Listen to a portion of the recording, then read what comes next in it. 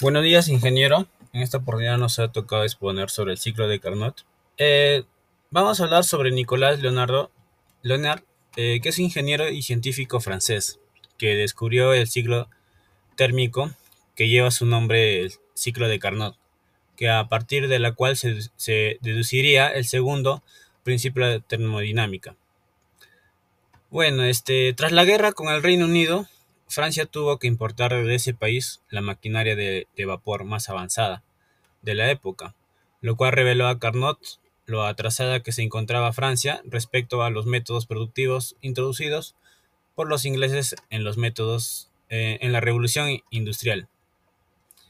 Que el hecho, este hecho es a las unidas inspiradoras conversaciones que mantuvo con el eminente científico e industrial Nicolas Clement, que le impulsaron a centrar su actividad en el desarrollo. El ciclo de Carnot tiene como definición que es un proceso cíclico reversible que utiliza un gas perfecto y que consta de dos transformaciones isotérmicas y dos adiabáticas, tales como se muestran en, en la imagen, ¿no? Que también ninguna máquina térmica que funcione entre depósitos de energía puede ser más eficiente que una máquina de Carnot o que funcione entre los mismos depósitos o temperaturas. Las representaciones gráficas del ciclo de Carnot es un diagrama, el PV, que de tramo de AB es un isoterma a la temperatura T1, que de BC es una diabática, de CD isoterma a la temperatura y de D a A, que es una diabática. Que en cualquier ciclo tenemos que obtener a partir de los datos iniciales, que es la presión, volumen de cada uno de los vértices, el trabajo, el calor y la variación de energía interna, el trabajo total y el calor absorbido, el calor cedido y el rendimiento del ciclo. Tenemos como principales características, que son tres. Uno, tienen dos fuentes de energía, una alta y una baja, que se mantienen siempre constantes. Todos los procesos del ciclo de Carnot son reversibles, por lo que el ciclo podría ser invertido. El gas se debe encontrarse en el foco caliente y en su temperatura máxima. El ciclo se produce entre dos focos, que es una alta temperatura y otro que es de frío. Para que la eficiencia sea máxima, la máquina debe tomar calor del foco caliente y verter el calor de desecho en el foco frío. Estamos hablando básicamente que este tipo de motor se considera como un motor ideal. Esto es así ya que carece de la disipación de energía, a la fuerza de rozamiento con el suelo o el aire y ningún tipo de viscosidad. Todas estas características mencionadas surgen en cualquier motor real, ya que es imposible convertir la energía térmica en trabajo utilizable en un 100%. Sin embargo, al montón de Carnot se pueden simular todas estas condiciones para poder trabajar mejor y hacer los cálculos de una forma mucho más sencilla. Cuando comprendemos un motor, lo hacemos partiendo de una sustancia que es capaz de realizar el trabajo. Por ejemplo, las principales sustancias que se emplean son el gas, la gasolina o el vapor. Cuando estas sustancias que son capaces de realizar el trabajo se someten a diversos cambios tanto de temperatura como de presión, estas generan algunas variaciones en su volumen y de esta forma se puede mover un pistón dentro de un cilindro para tener el motor. Acá tenemos la representación esquemática, que es las etapas del ciclo de Carnot. Como primero tenemos la expansión isotermal, después está la expansión adiabática, como tres tenemos la comprensión isotermal y la comprensión adiabática, el número 4, ¿no? En el punto de partida podemos ver que con cualquier parte del ciclo en el que el gas tiene ciertas condiciones de presión, volumen y temperatura, este gas va a sufrir una serie de procesos que lo van a poder llevar a retomar las condiciones de partida. Una vez el gas ha retomado sus condiciones iniciales, estaba en perfectas condiciones para empezar otro ciclo. Estas condiciones se dan siempre y cuando la energía interna al final sea la misma que la energía interna al inicio. Esto quiere decir que la energía se va a conservar. Ya sabemos que la energía ni se crea ni se destruye, sino que solo se transforma. La primera que hemos mencionado, que es se basa a una expansión isotérmica. En esta etapa el sistema absorbe calor del depósito térmico 1 y sufre una expansión isotérmica. Por ende, el volumen del gas aumenta y la presión disminuye. Sin embargo, la temperatura se mantiene estable, puesto que cuando el gas se expande se enfría, por lo tanto sabemos que su energía interna se mantiene constante en el tiempo.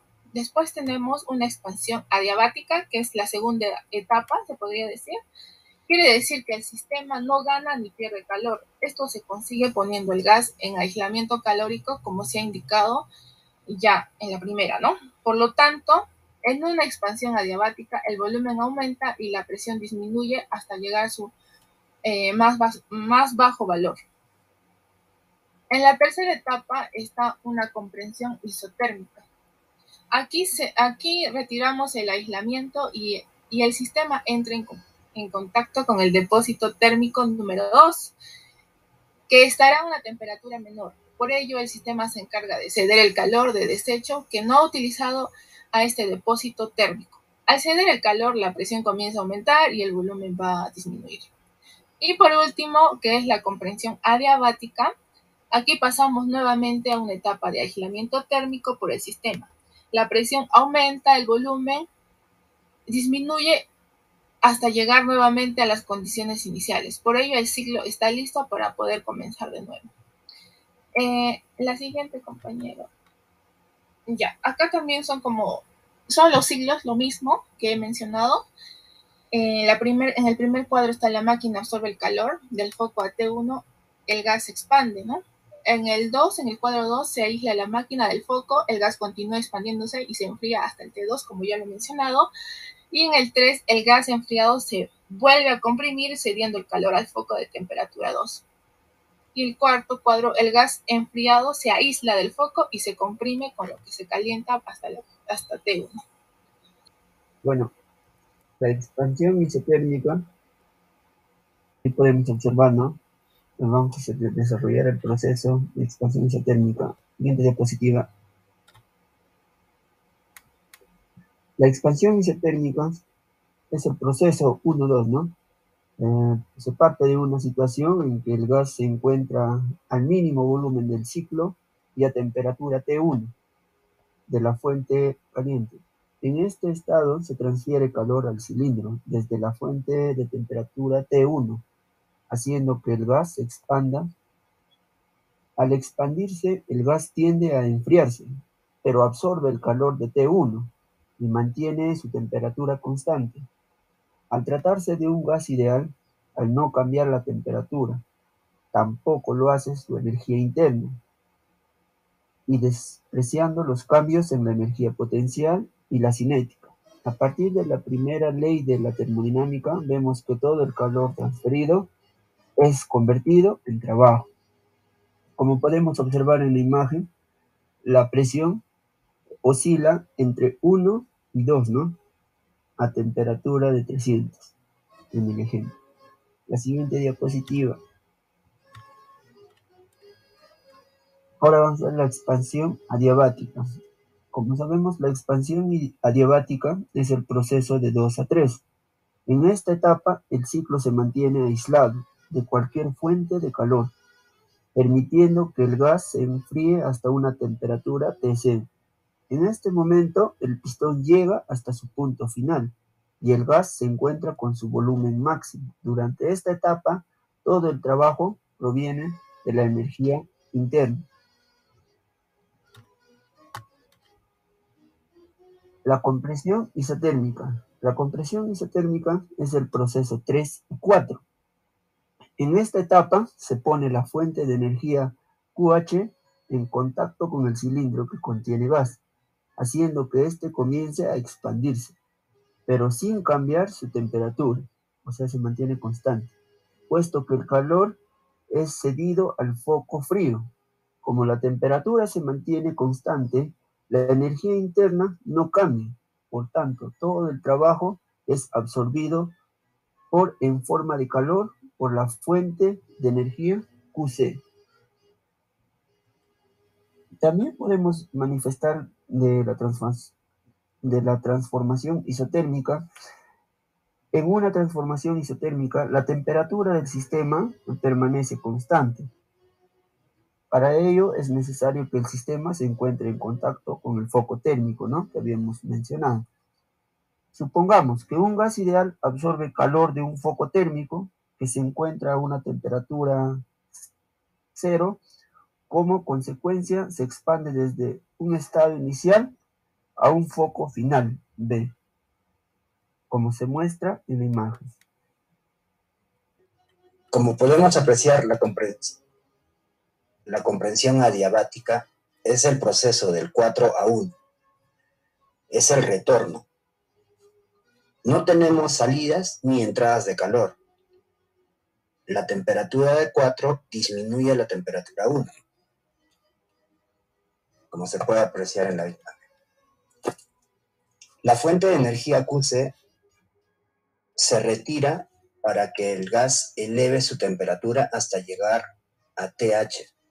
Aquí el volumen del gas alcanza su valor mínimo. Como durante esta etapa no existe un intercambio de calor, por lo que en el trabajo se convierte en energía interna. Como podemos apreciar en esa imagen, la presión, la temperatura disminuye. La siguiente, por favor. En las observaciones obtenidas encontramos: el ciclo es reversible porque se realiza lentamente. El baño caliente está a una temperatura infinitamente mayor a TH y el frío está a una temperatura infinitamente inferior a TL. En un ciclo completo de trabajo es, como podemos apreciar,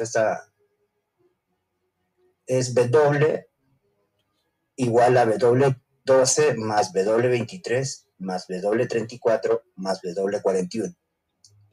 Y el calor total es Q igual QH menos QL. Y en el cambio de energía interna es U igual a 0. Por tanto, W igual a Q o W12 más W23 más W34 más W41 es igual a QH menos QL. En la siguiente observación es: por ser reversible puede recorrer en el otro sentido, como una refrigeradora a bomba de calor. Como se puede apreciar, tenemos dos ejemplos. El primero, que es el ciclo de Carnot de una pila eléctrica reversible, en un diagrama de carga-fuerza electromotriz.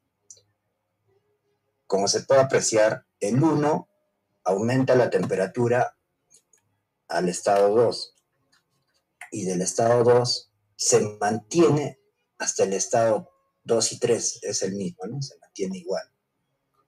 Y disminuye del 3 al 4. Y se mantiene del 4 al 1, la misma temperatura. En el otro ejemplo tenemos el ciclo de Carnot en una sustancia paramagnética. Es un diagrama de imantación de campo magnético.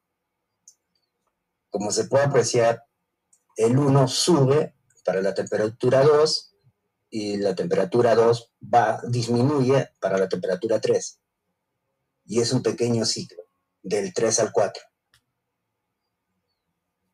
Y del 4 a 1 sube la temperatura. Bueno, este es un pequeño ejemplo que hemos tratado de resumir del ciclo de Carnot. Gracias.